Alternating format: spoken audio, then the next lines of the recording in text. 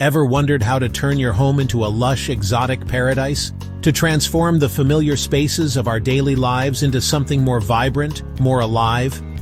The answer, perhaps surprisingly, lies not in grand architectural changes, but in the quiet, persistent growth of the natural world. By inviting a piece of the wild indoors, we can create a sanctuary, a personal jungle that breathes life into every corner. One that connects us back to the intricate tapestry of nature from which we all emerged. Today we're diving into 6 extraordinary plants that can completely change the vibe of any room. Our first subject is a true icon of the plant world, the Monstera Deliciosa.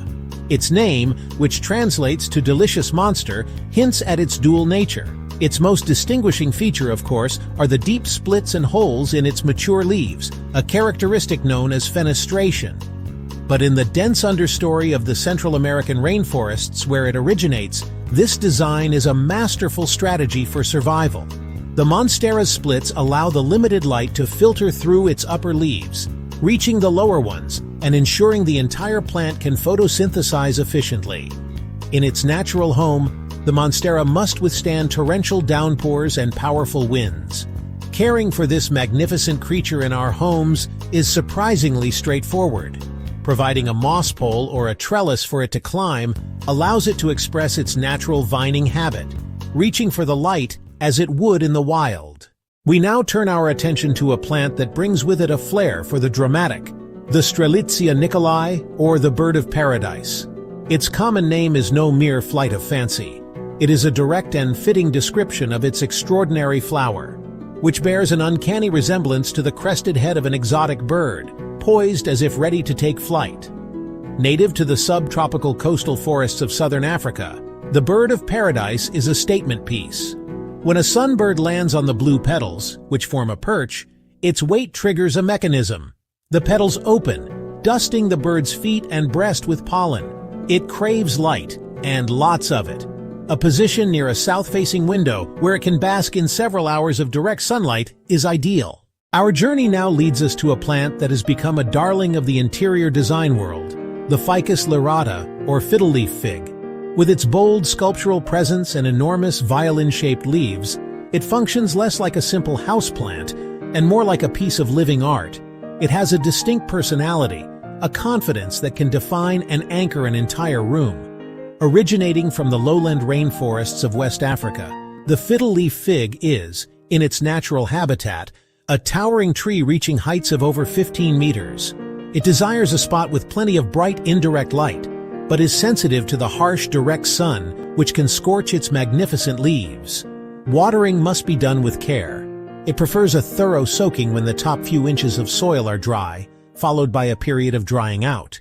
We now encounter a plant that showcases nature's artistry on a more intimate scale. This is Calathea orbifolia, and its beauty lies in the intricate patterns adorning its leaves.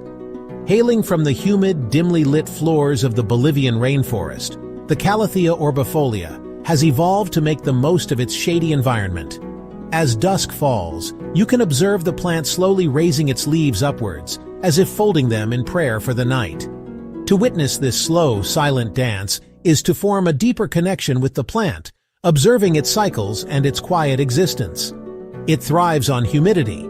Placing it in a bathroom, grouping it with other plants, or using a humidifier can help provide the moist air it loves.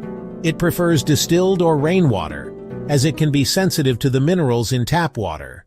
Our exploration now takes us to a plant of striking and dramatic contrasts, the Alocasia poly. With its deep, almost black, glossy green leaves, starkly defined by silvery white veins, it possesses a dramatic, almost otherworldly beauty. The leaves are shaped like sharpened arrowheads, pointing upwards and outwards, giving the plant a dynamic and alert posture. This particular variety is a hybrid, but its parentage lies in the humid subtropical rainforests of Asia. The key is to allow the top portion of the soil to dry out completely before watering thoroughly, ensuring the pot has excellent drainage. It's also important to note that alocasias can enter a period of dormancy, particularly in winter when light levels are lower. For our final subject, we look to a plant that defies convention, one that leaves the pot behind and takes to the walls. This is the Platycerium, commonly known as the Staghorn fern. It is an epiphyte, a plant that grows not in the soil, but upon the trunks and branches of trees. First, there are the shield fronds. These are the small, rounded, paper-like leaves at the base of the plant. Then, there are the magnificent fertile fronds, the antlers from which the plant gets its name. The root ball is wrapped in sphagnum moss and then secured to the board with wire or fishing line. Watering involves taking the entire mount down and soaking the root ball and moss in a sink or tub for 10 to 20 minutes until it's fully saturated. We have journeyed through a world of architectural leaves, theatrical flowers, and living sculptures. Each of these 6 extraordinary plants offers a unique way to breathe life and character into our homes. Which of these exotic plants would you add to your space? Let us know in the comments. Don't forget to like, subscribe, and hit the bell for more inspiring ideas on how to bring the beauty of the natural world into your home. Thank you for joining us.